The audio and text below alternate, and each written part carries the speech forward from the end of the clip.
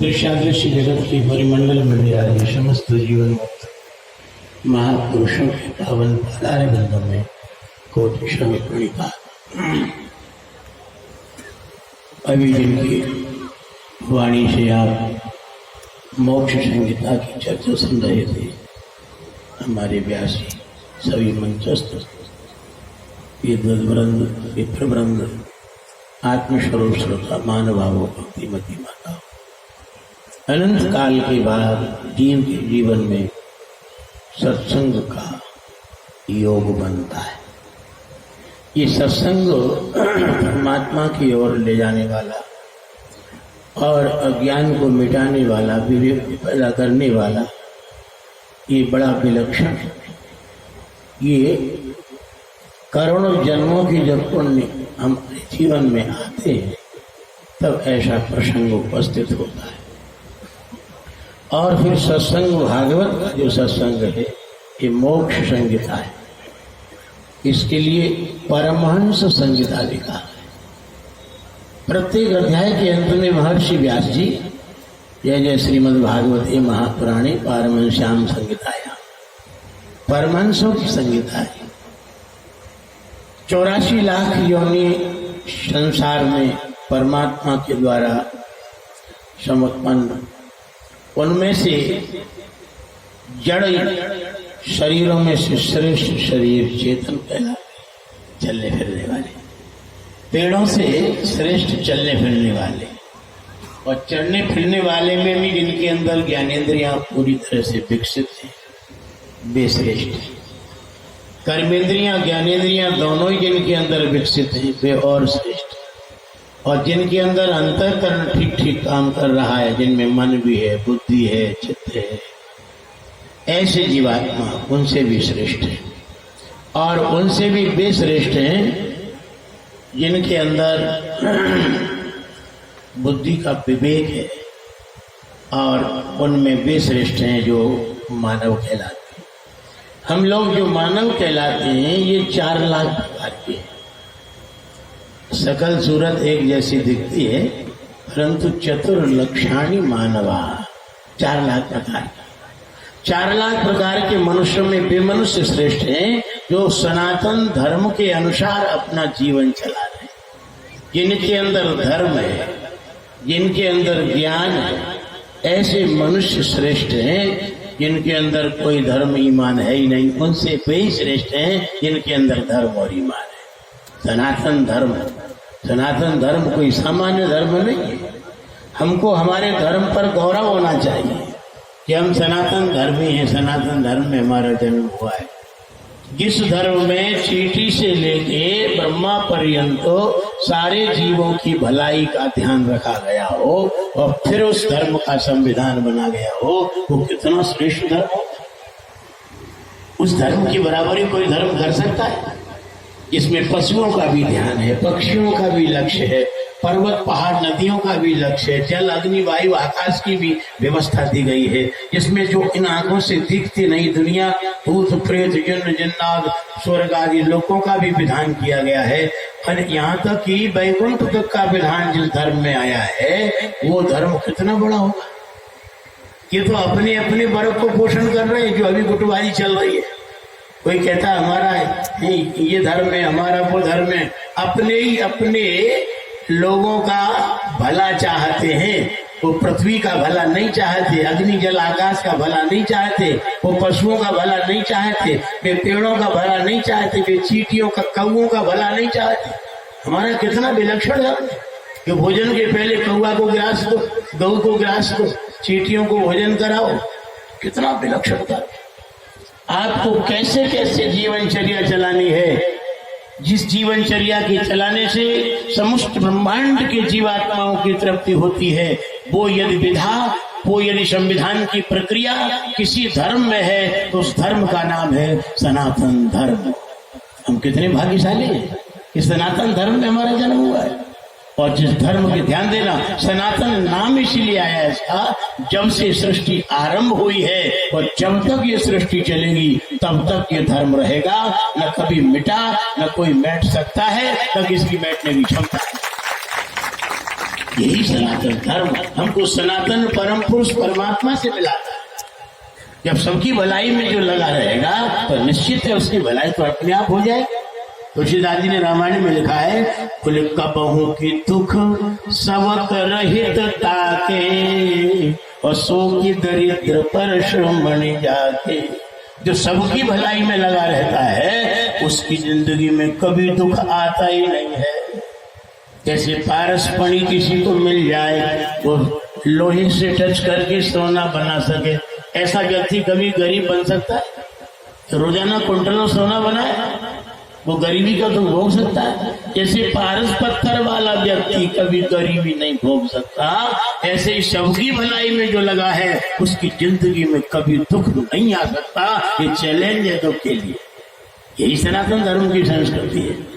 अयम निजः परो वेत्ति गणना लघुचेत सा उदार चरितानांतु वसुदैव कुटुंबकम।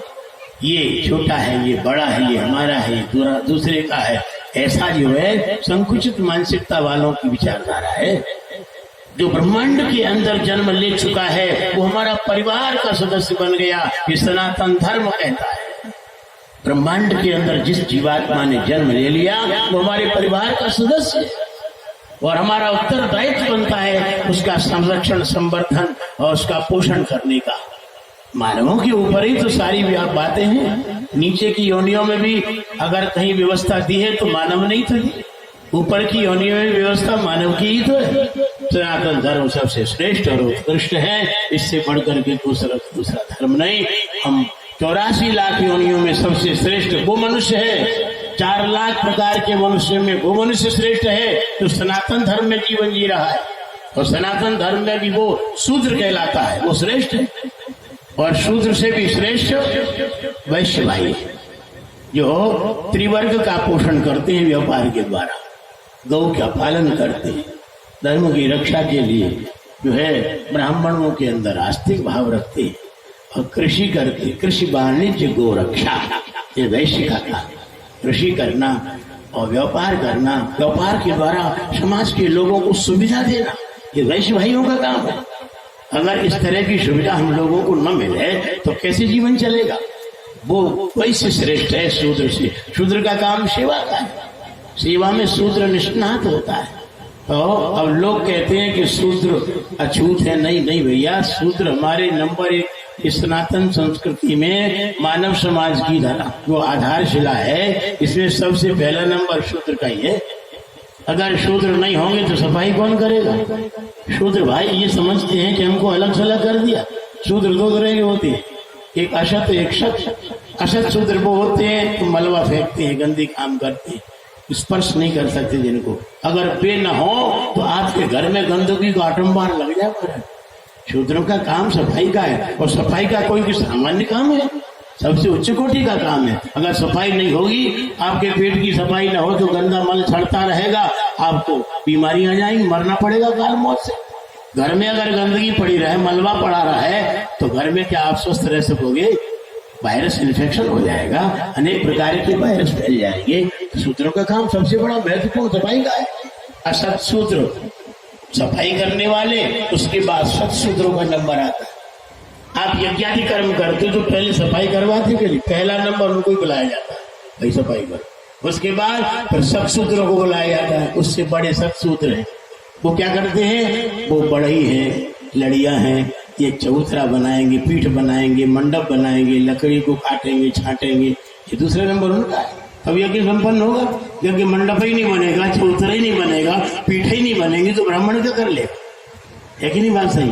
तो पहला नंबर असत शूद्रों का है और दूसरा नंबर सत शूद्र भाई वे लोग क्या करके वहां पर सारी व्यवस्थाएं बनाते हैं, पंडाल बनाते हैं, मंडप बनाते हैं, पीछे बनाते हैं और रहने की व्यवस्थाएं देते हैं। उससे बाद फिर नंबर आता है वैश्य भाइयों का। वैश्य भाई सामग्रियों का वहां पर इकट्ठा करते हैं, स्टोर करते हैं। जो यज्ञ में सामग्री लगने वाली है वो सामग्री सब वैश्य ही तो देंगे, वो बड़े ही तो देंगे, तो यज्ञ जिससे संपन्न होगा। अब सामग्री खूब आ गई, अच्छी सामग्री आ गया, घोड़ा आ गया और काजू किस्म से आ गए, खूब सामग्री यज्ञ में जो सामग्री लगती है। अब उनको ऐसे लोग भी समाज में कि रात ही रात में पीपा के पीपा पार कर देते हैं। हाँ, यज्ञशाला से अरे गुलाब जामुन बन रखे, गंजा की गंजा चले जाते। अब इसकी सामग्री आ गई इकट्ठी, जो 8 दिन यज्ञ होना है, 15 दिन यज्ञ होना है, सामग्री ट्रक के ट्रक आ गई। अब उसकी सुरक्षा कौन करेगा? तब फिर क्षत्रिय भाइयों को बुलाया जाता है, भैया तुम इसकी सुरक्षा करो। उल्टे सीधे अराजकता समाज में जो है, उल्टे सीधे तत्व, उनसे तुम रक्षा करो। जब रक्षा होगी तब फिर अंत में ब्राह्मणों को बुलाया जाए, भैया तुम स्वाहा स्वाहा कर लो। ब्राह्मण स्वाहा स्वाहा करके ये संपादित करते हैं। हमारी ये सनातन संस्कृति की आधारशिला है ब्राह्मण क्षत्रिय वैश्य।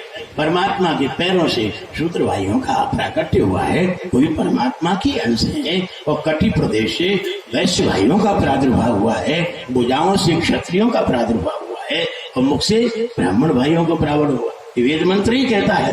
तब बताओ आपका शरीर पूरा आपका है कि नहीं?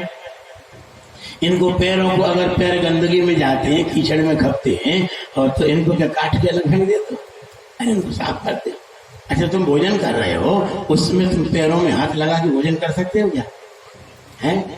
अरे भैया यही कार्य सूत्रों का खेल है। उनका स्पर्श का इसलिए उनको नकारा नहीं गया है, किंतु हमारे अंग जहाँ जिसके लिए, जहाँ जिसकी उपयोगिता है, वहाँ उसका उपयोग होता है। और ये चारों वर्णों की, हमारी संस्कृति में चारों वर्णों के अलग अलग त्योहार।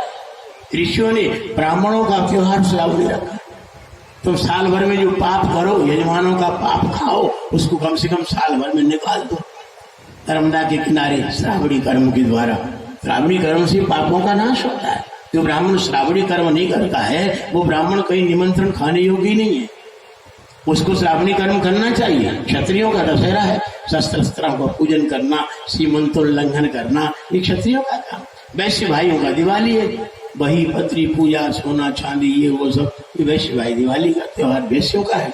और शूद्रों का त्योहार होली है, होली रखा है। होली के दिन शास्त्र ने सभी शूद्रों को, सभी ब्राह्मण क्षत्रिय भाइयों के लिए गले मिलने का अधिकार दिया है। सबको गले मिलना चाहिए। ध्यान देना, समाज में विघटन, समाज में दूरियां, समाज में फूट, ये सब हमारी सनातन संस्कृति की पहचान न होने के कारण हो रही। और उस दिन जाकर के उनके घर घर उनको गले मिलो, उनके सुख दुख को समझो, उनको जरूरत है उन जरूरतों को पूरा करो। ब्राह्मण क्षत्रिय वैश्य मिलकर के शूद्र भाइयों को अपनावे, उनके सुख दुख में सहयोगी बने। इस तरह से समाज का संचालन हमारे सनातन धर्म करता है, कहीं कोई अलग नहीं हमारा। आजकल लोगों ने चंद स्वार्थों के कारण, शास्त्र ज्ञान के अभाव में अपनी अपनी डुगडुगी बजा रहे हैं। हम ब्राह्मण अकड़ दिखा रहे, हम क्षत्रिय हैं। ऐसा नहीं है महाराज, सब हमारे शरीर के अंग हैं। बताओ, पांव अगर कीचड़ में खपता है, हाथ कीचड़ में नहीं खपे, तो पांव को कुल्हाड़ी से काट दोगे? अरे पांव का काम पांव कर रहा है, तुम